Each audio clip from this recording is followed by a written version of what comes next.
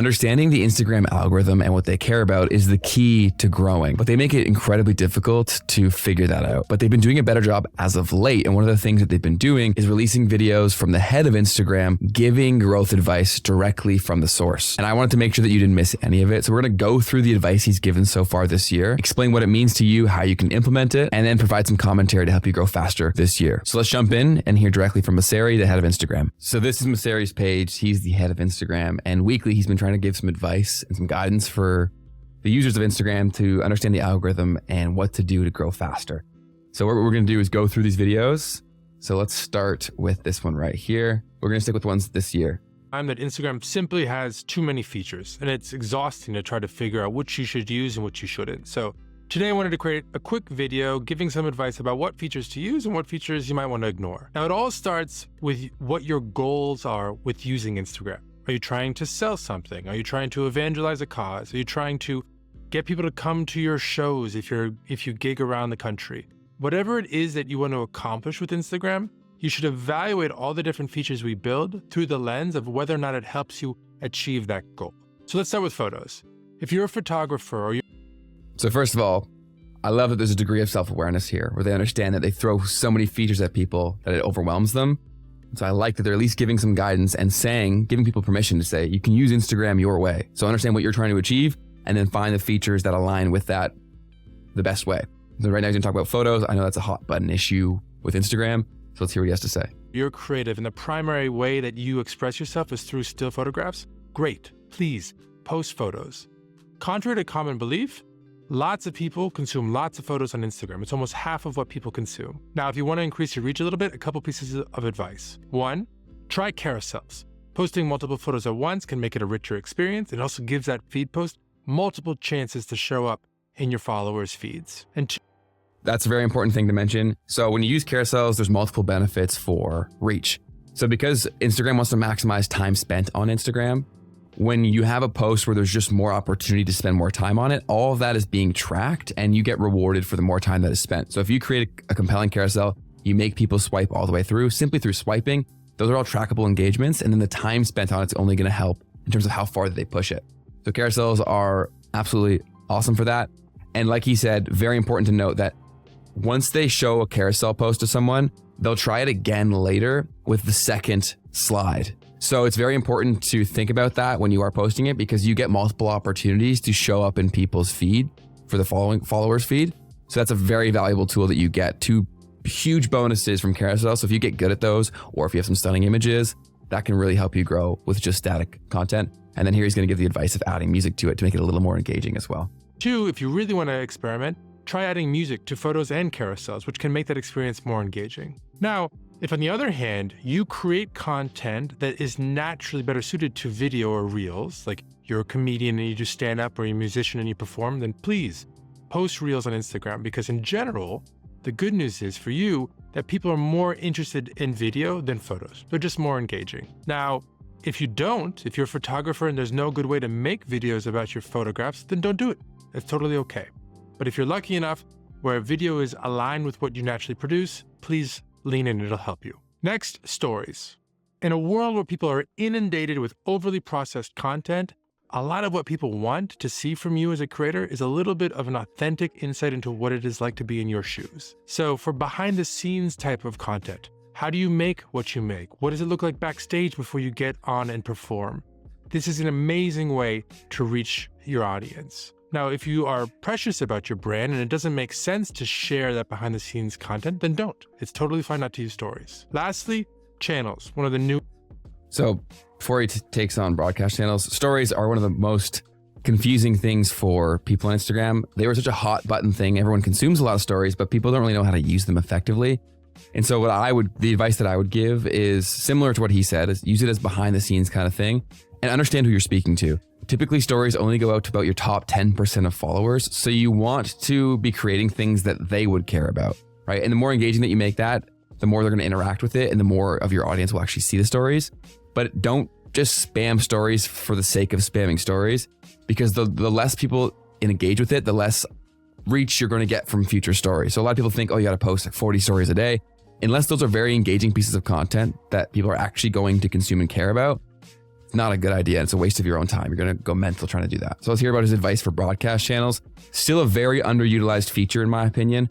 For context, if I'm sure he'll explain this, but a broadcast channel is an opportunity for basically a group chat for your core followers around a specific subject so that you can give them advice at scale, like DMs, without it being crazy back and forth with everyone else being able to write messages as well. So almost like a Instagram version of an email list, which is incredibly powerful because everyone reads their DMs. So I think broadcast channels are slept on and people should be more creative with this tool. Let's see if he gives us some tips on how to do that. Newest features, a great way to reach your most passionate followers. I would guess that on average, maybe 1/10 of your followers will actually subscribe to your channel, maybe more, but it's not going to be everybody because you're actually buzzing their pocket. So if you've got content that not all your followers want to see, but your most passionate subset do, use channels. Otherwise, don't worry about it.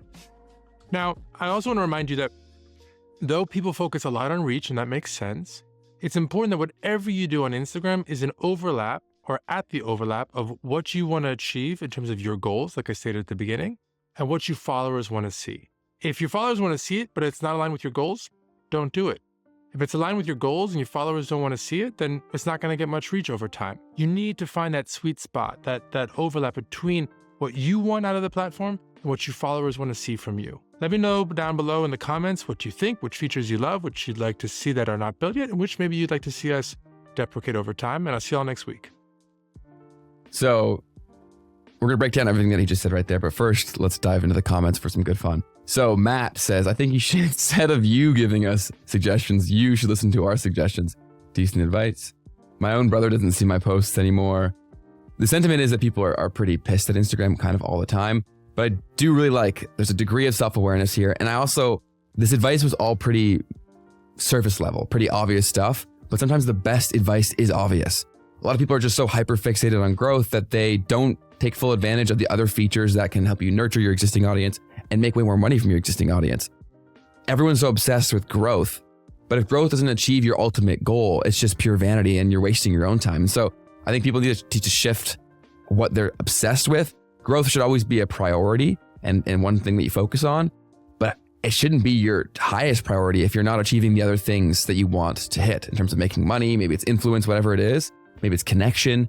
Those things can still be achieved without growing a massive audience. And a lot of people, they get mad because their niche isn't really an audience that can go viral. Like it's just not, it doesn't have the size. But that doesn't mean that you can't grow a very loyal community and a very lucrative business with a niche community. But if you shift and alter your approach to more focusing on the things that he mentioned, using Instagram as a tool for you and not letting it use you and getting obsessed with growth, it can be a lot more effective. That's why I will die on the hill that Instagram is probably the best tool out there for business owners. In terms of the depth of features and the ability to sell to people, I don't think it's matched by any other platform, especially short form platforms. And with TikTok going away, Instagram's only going to become way more important. So this stuff does matter.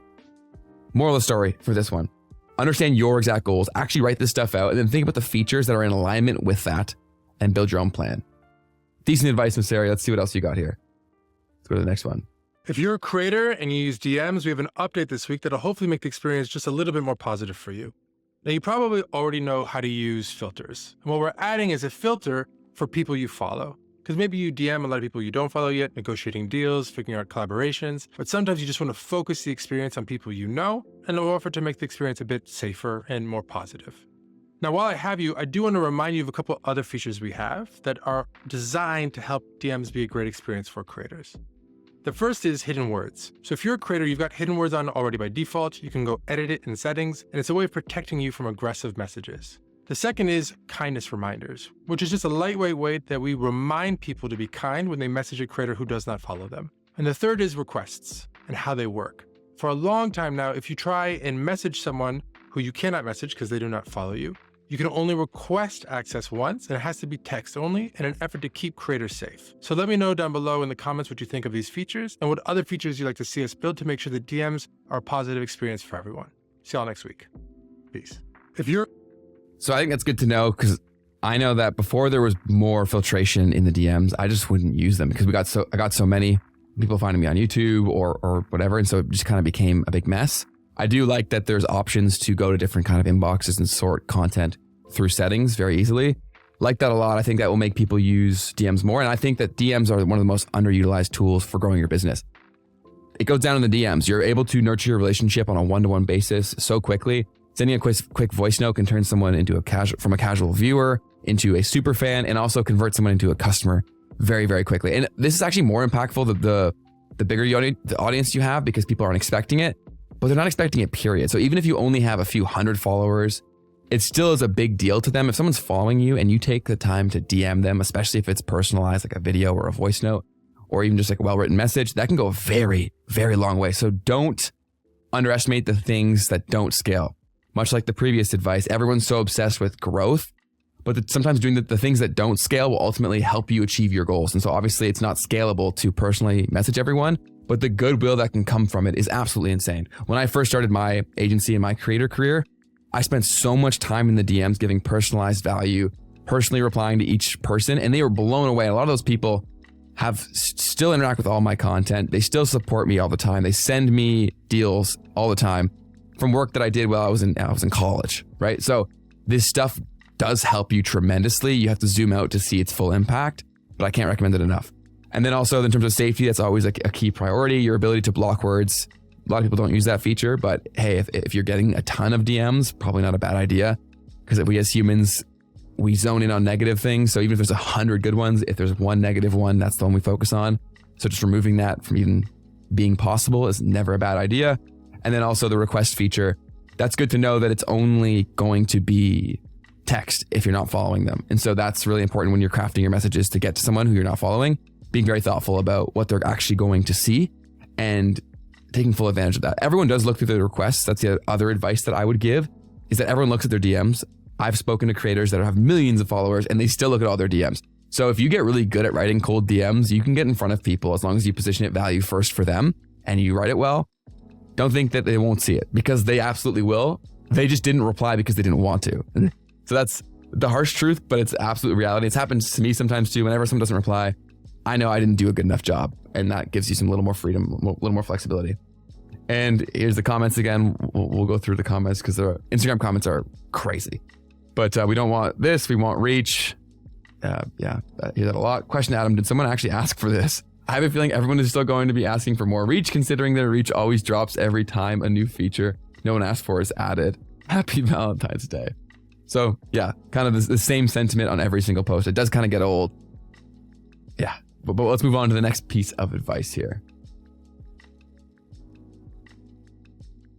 New DM features this week. Now, when you think of Instagram, you probably think of a feed of square photos. But how Instagram works has changed a lot over the years. And if you look at what people share and how people express their creativity, the primary way they do so is actually DMs on Instagram. More photos and videos are shared in DMs than are to stories or to feed in any given day.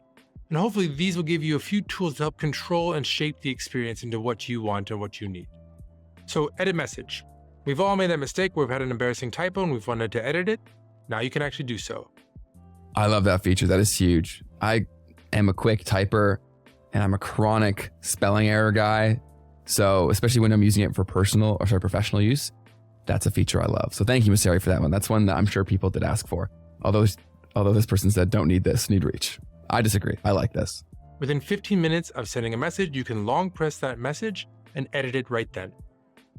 Pin threads. If you look at how people message, most people message only a few people the majority of the time. And what Pin allows you to do is pin up to 3 threads to the top of your inbox. So let me know down below in the comments if you're surprised that the primary way people share on Instagram is actually through DMs, or how you think you spend the most time on Instagram. I'll see y'all next week. Peace. I really like the pin feature. I talk to a few people the most, and so the ability to pin them near the top is a fantastic feature, so that way they don't get lost in the shuffle of things. I don't think it's one that's really well or really often used, probably because they didn't educate people on how to use it very well. This is a step in that direction, but I do like that a lot because it can become a mess in the DMs. So I like that a lot.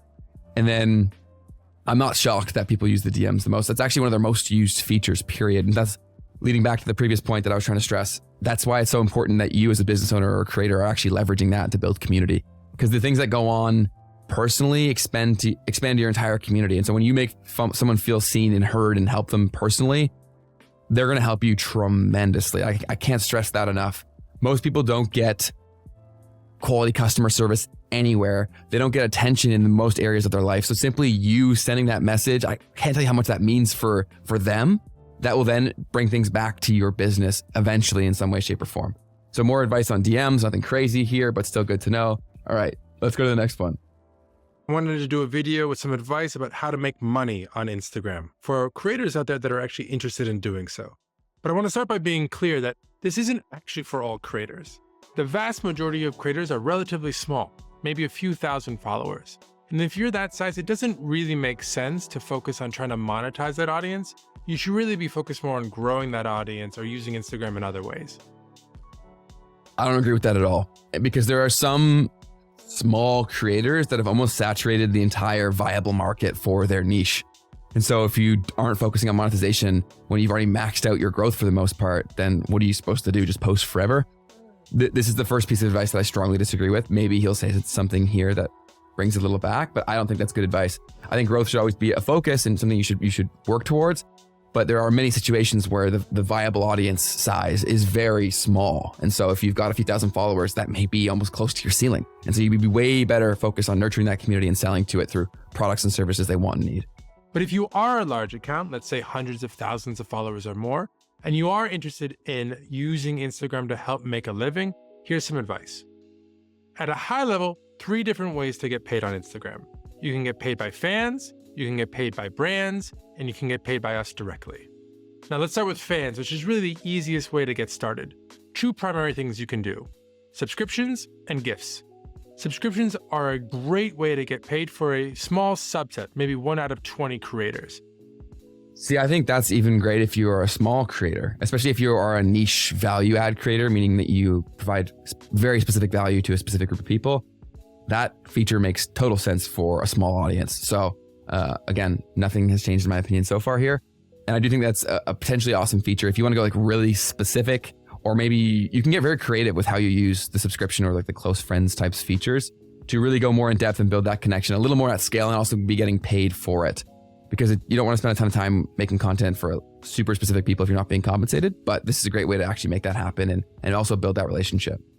But if you do have a subset of your followers that are so passionate about what you do that they're willing to actually pay to get access to your content, subscriptions are sustainable and predictable, which is incredibly valuable if you're trying to run a business.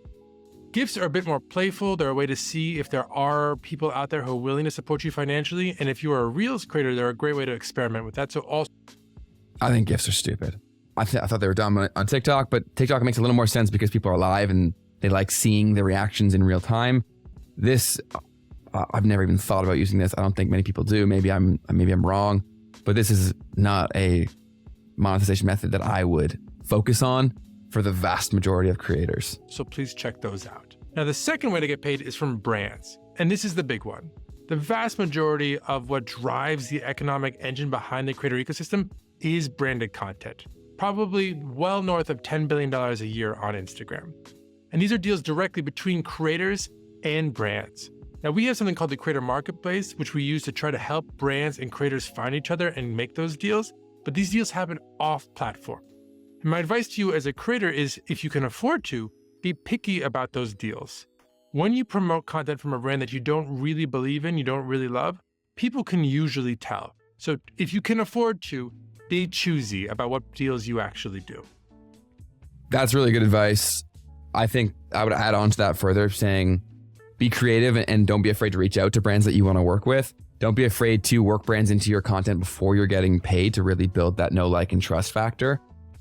And much like he said, I'll underline that, is to only use brands that you actually align with, because if you tarnish your name and your brand equity with the people that follow you, it's nearly impossible to get that back. So make sure that you have strong integrity with the brands that you're recommending.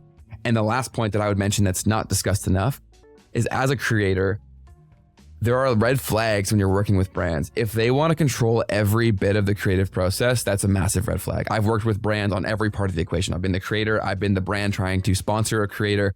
And if they don't give you creative freedom, they're a stupid brand. Full stop. And so the bit of money that you're going to have with them, it won't be worth it, especially if they're super specific with everything that they want. They're going to be a massive headache. And I've had deals with that in the past and oftentimes they're not even paying you that much, because usually if it's that specific, they're also working with an agency, and the agency needs to make money from it too. So they usually lowball the creator.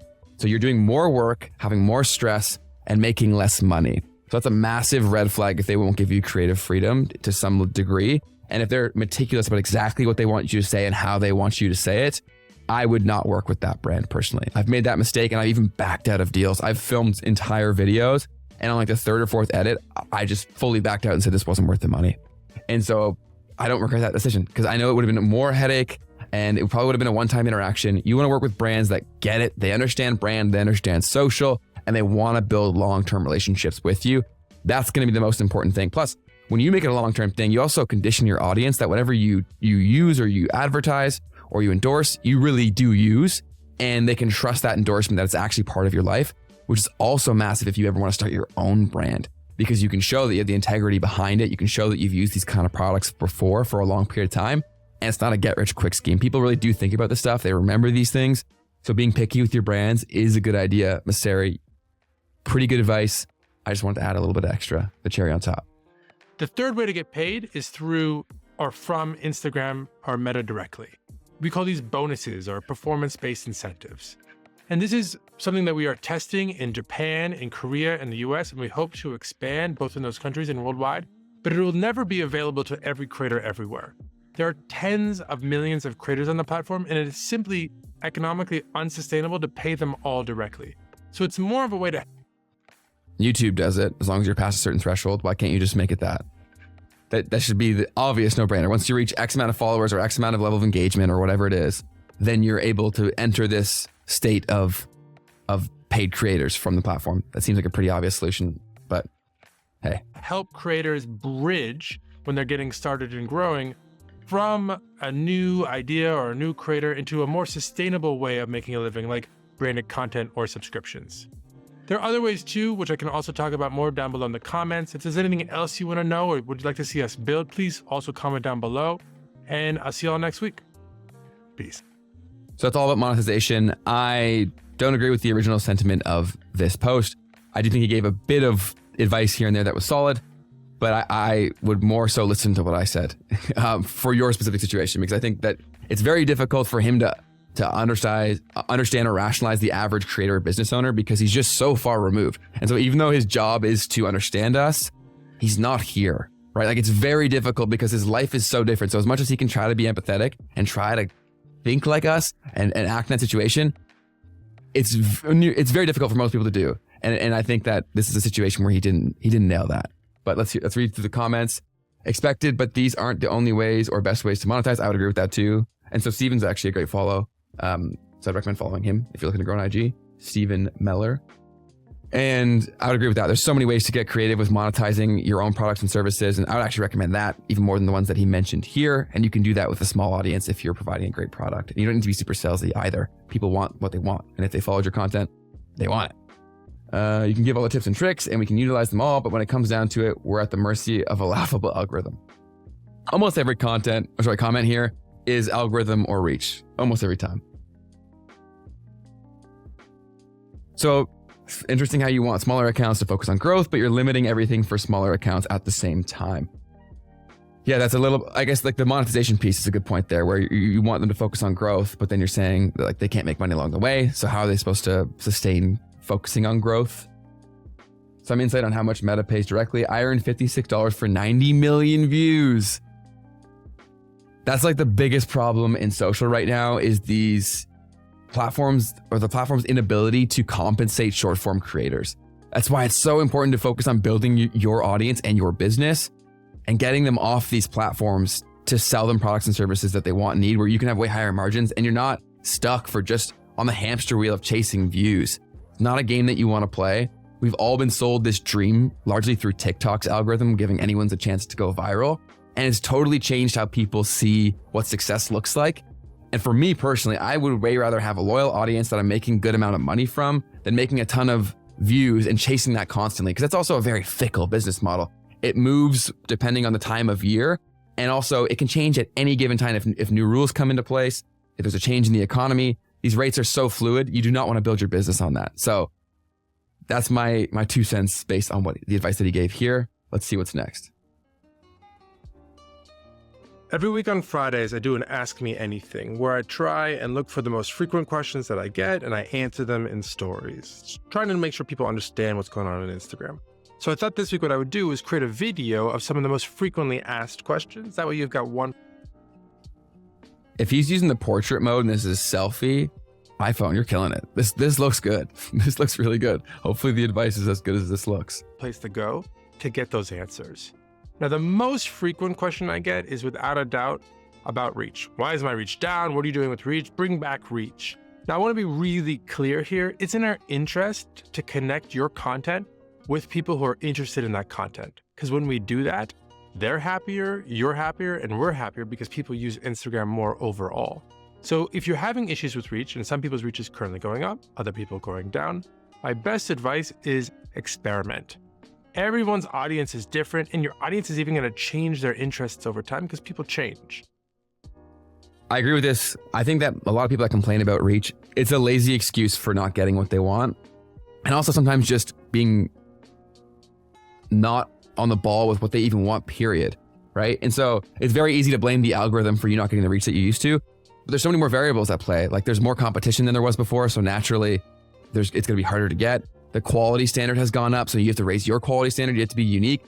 It's very easy to say, oh, I used to get this, so I should always get it. Well, that's not how the world works. It's way better to take accountability and say, how can I improve my content? Because I see new accounts all the time. I start them, I see them that start from zero, and they grow fast very quickly.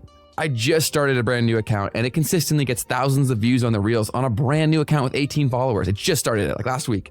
So there is absolutely reach if you just make a decent product, but a lot of people want to throw garbage and then be rewarded for it, which is just, it's not it. You can complain all you want, but it's not going to help you. So at the end of the day, would you rather improve your situation or complain? People like to complain. So maybe the latter for a lot of people. For me, it's the first. So you need to keep experimenting with finding different ways of creating content that they're interested in because their interests will shift over time. That's a very good point too. Business owners, creators, they all fall into this trap of this worked once. This is what my identity was built upon. So I'm just going to keep doing this. You can't do that and be successful long-term in the creator economy. It moves too quickly. Human beings change. Look at fashion. Look at interests over time. These things change their dynamic. If you aren't dynamic, don't expect long-term success. Now, I also get a lot of questions about, what's maybe the next one? Oh, chronological feed. Please just don't rank content. Now, the reason why we rank content is because we actually think it's best for everyone long-term. When we try and find the things people are most interested in, they tend to use Instagram more and be happier with Instagram. But that also increases the overall amount of reach or the overall pie, which helps get more reach to more creators on average. So we're going to continue to rank content because there's way more content than most people have time to see. And this is the best way to increase the size of the pie and reach for everyone. That's another point I agree with. If you just got shown who you follow in chronological order, your feed would be pretty boring and there probably wouldn't be enough content to go around. Your friends don't post often on Instagram. So you'd run out of things very quickly and you wouldn't be using the app. It'd be a horrible financial decision for them. And then the other point is for people that want reach, you can't possibly want more reach and then also want that, a chronological feed with only your following, because it'd be impossible to grow or way more difficult. So I completely agree with this point here. I don't think people who complain about that have given it enough thought. Other good questions I get. Oh, hacked. People get hacked all the time. Most important thing to do is go to instagram.com/hacked and we'll do our best to get you. I get this question all the time. So if you ever get hacked, listen to this, please, because I get this question so much. Your account back as quickly as possible. Another one, listening. People think we're listening to them because when the ads are really relevant. I've actually had a number of arguments with my wife about this over the years. I promise we are not listening to your microphone. It would be a gross violation of privacy. It would drain your battery. The little microphone light would turn on your iPhone or on your Android. So no, we are not listening to your microphone. And then let's do one more. They may not be listening to your microphone. A few things here. I don't even think he would know for sure if they were, truthfully. He's probably right about the fact that it would turn on the microphone thing, but they also do get access to your camera and your microphone whenever you post a story or whatever. So they do have the ability to do it. And I've heard from multiple sources that they're tracking your your facial expression through Face ID for how you respond to certain content. And so basically happy, sad, whatever. And then they use that to gauge interest levels of things to then dictate which ads you see. That could be a myth as well, but that is something I've heard a lot. And much like his wife has said, the ads are creepy weird in terms of timing of things. So maybe they're able to get that information simply from consumption. I'm a little skeptical there. I do think that there's a little bit of surveillance here, but I'm not an insider. DMs. Some people are worried about us taking screenshots of DMs. So do we take screenshots, or do we notify someone when you take a screenshot of a DM? The answer to that is yes, but only in vanish mode. So you can. That's huge for a lot of people in the DM. So you'll only get notified if someone were to screenshot your vanish mode. So if you swipe up in your DMs, you can change it to vanish mode. It's kind of similar to Snapchat is my understanding, where things go away. And so if you were to screenshot that, then they will be notified, but a regular conversation, they will not be notified. And so sometimes I've sent things to my team and then they've been like, oh, well, they know that you did that. And I'm like, no. And I thought that was the case, and that is confirmed. So that's good to know for people in the DMs. You can actually switch a whole thread with someone into vanish mode if you swipe up from the bottom. And what that does, it makes all of your messages ephemeral, so they'll disappear after a certain amount of time. And it means that we will notify the other person if you take a screenshot, because the messages are supposed to be ephemeral. If you have any other questions, let me know down below in the comments. What I'm going to do is try and find some of the best questions in the comments and make reels out of them in the future. So please check it out and let me know what else you want to hear. And I'll see you all soon. Peace. So I want to jump into the comments a little bit here. So why is reach so negatively affected when you post content that's a bit off from your main niche? That's a very serious problem, I would say, that is an issue here, is that they're very good at finding specifics, but they're not good at expanding the scope of pages to connect with more people. So I'd say that Jake, he's also a good follow and a friend. So that's a good point. And then Travis here as well. I'll read this because I do have some thoughts about this. So he's right. Having a huge following doesn't matter because IG doesn't even show your content to all your followers. So, well, we've already discussed this a bunch of times. Your followers' interests change. And so I know Travis personally, and he talks about growing on Instagram and whatnot.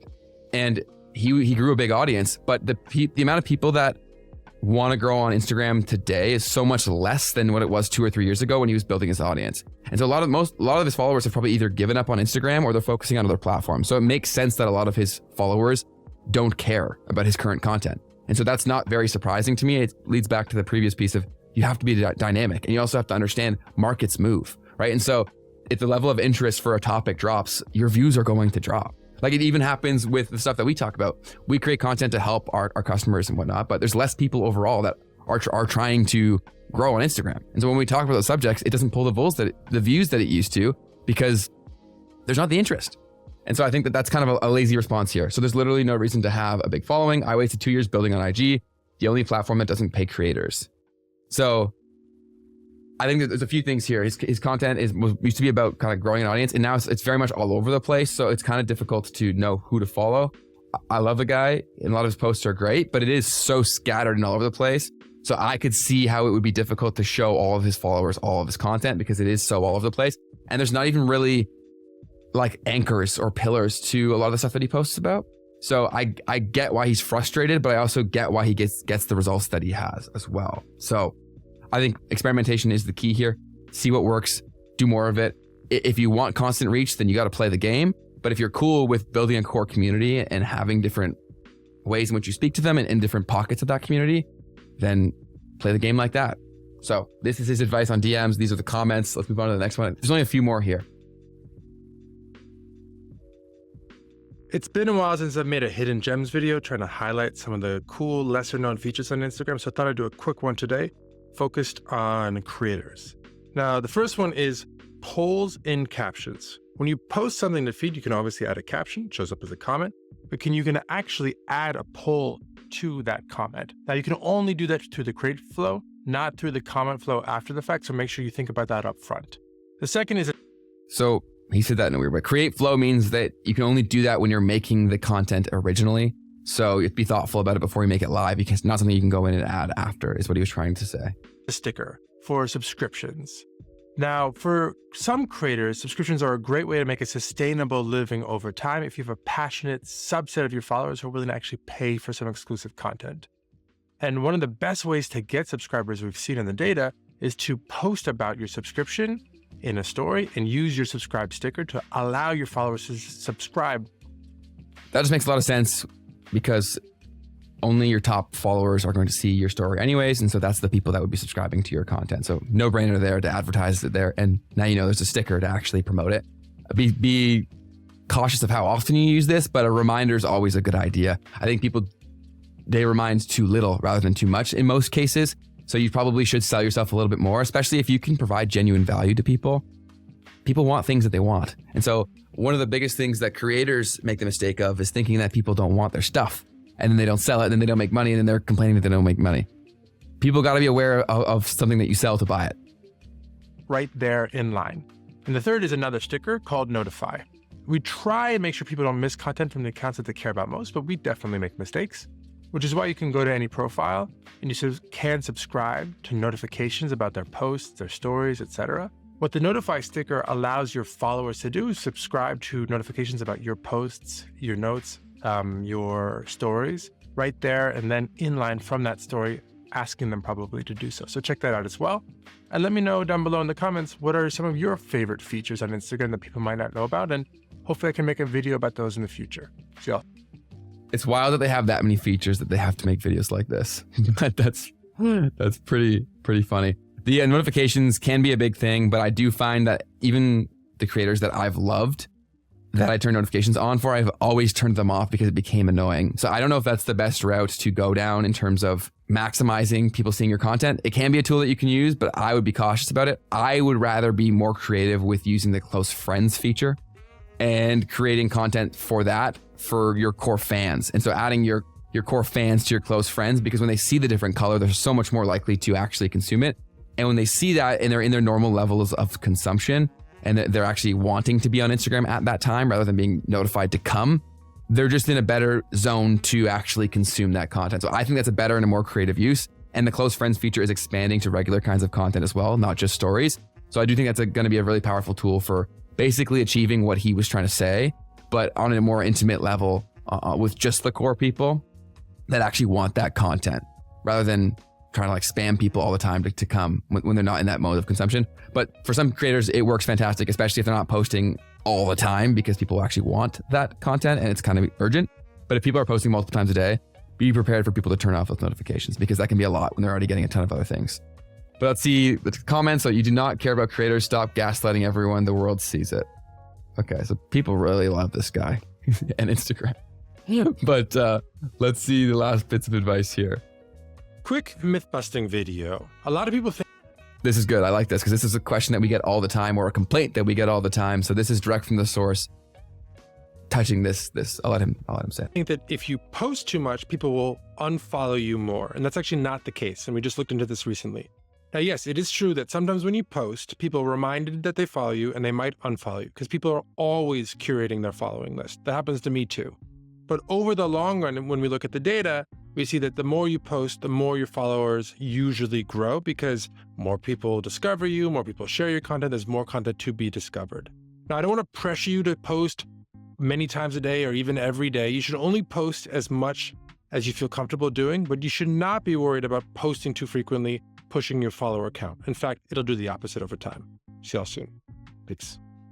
Great point that he had to address. So many people complain. They're like, oh, I lose followers when I post.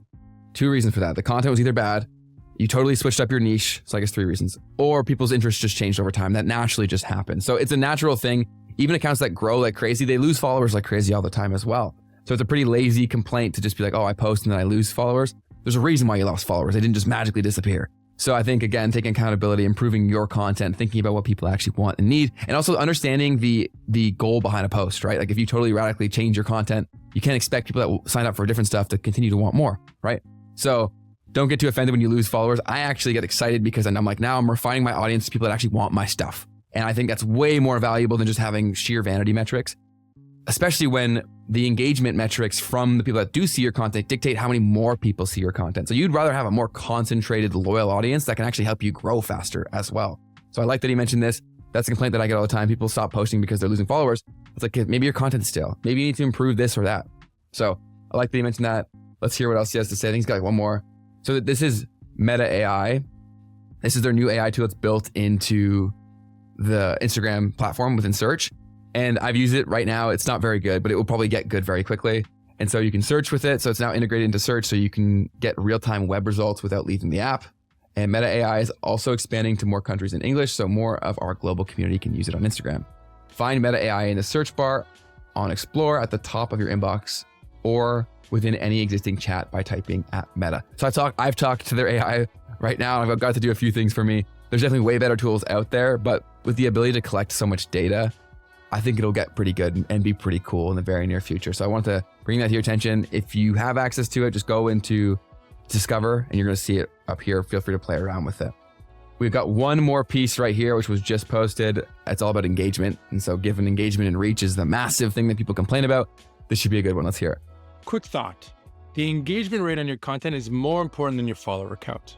Now, it's not that your follower count isn't important. It is important. It'll definitely correlate with reach. The more followers you have, the more reach you're going to get on average. That said, a better sign of how well you're doing on Instagram is how many likes you're getting per post, how many views you're getting per reel, how many reshares you're getting per photo or reel or carousel. If your followers are going down but your engagement is going up, that's actually good. That means more people are seeing your stuff. Whereas if your follower count is going up and your engagement is going down, that's much more concerning. So please care about your follower counts, yes, but focus more on your engagement rates. It'll really help over the long run. Quick thought. Great point. We've discussed that numerous times throughout this video, so I won't go too far into that, basically regurgitating what I've already said. But let's look at some of the comments because there is some good points here. So simplydigital.gr. So maybe don't mess the engagement rates up of people who have grown a following on Instagram. That's a very good point because as someone who's grown a bunch of accounts, when you reach different levels of growth, Instagram starts to treat you differently. And so naturally when you're way smaller, that's why how you'll notice how a personal account for somebody who with 1,000 followers can get like 500 likes.